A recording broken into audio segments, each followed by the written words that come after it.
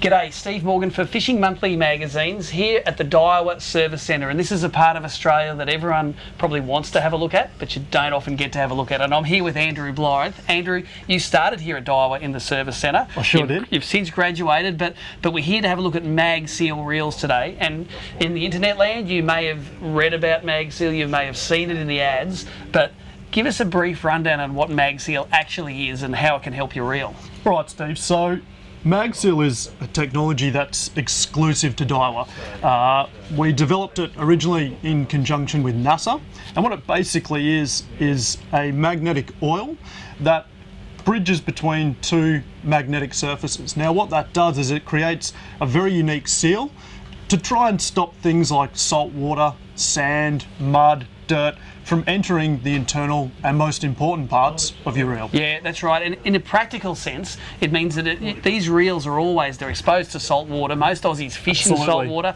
The worst thing for the gearing and for the precious parts inside your reel is salt water. So what we're going to do is we've got a few reels here. We've got a Magseal reel that's been pretty well used. We've got a non-Magseal reel that's been pretty well used. We're going to pull both of these reels apart and have a look just practically the difference that Magseal makes. So mate, let's get on the job here. Absolutely. Let's start pulling some of these guys apart. Let's do it.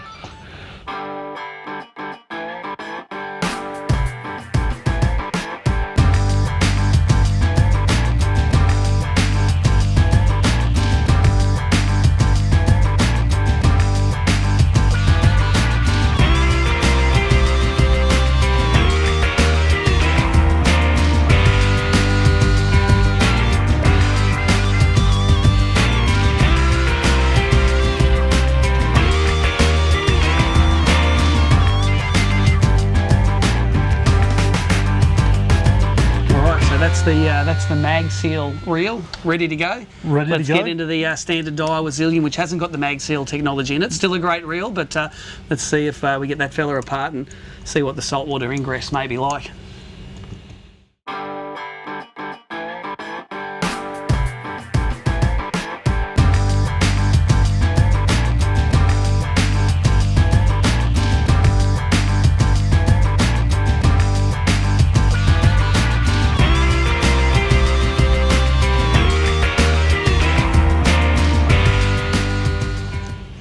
Alright Steve, so we've got both the reels ready now to take the side plates off and see how the Magseal has worked, and on this older Zillion to perhaps see if there has been any sort of salt, dirt or any sort of contaminants that has found its way into the reel.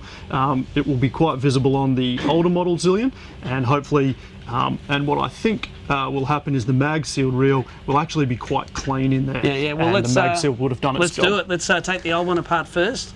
A lot of you guys might have the old Zillions here, and let's get a close-up view with a little action cam here.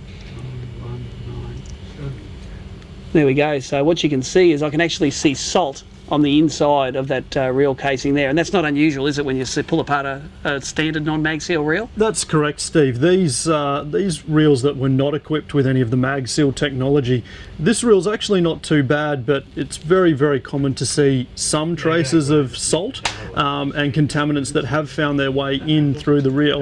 The side plates on these, they close together quite well, but it's nothing compared to the Magseal technology. That's right. I'm sure you've seen plenty worse than this as well in your time. Oh, absolutely. This one, as I said, is actually quite good as far as reels go. With a simple service, this reel will be back up and running. But as you can see, there is quite a lot of salt that has found its way into the internals of this reel. Yep. And I dare say, as we go further and we actually completely pull this reel apart, strip the parts out of the reel, I think we'd find more evidence of that. No worries. Let's have a look at the Magseal reel. I suppose the key that I'm looking for now is I'm looking for no salt sitting on the inside of the casings. Absolutely.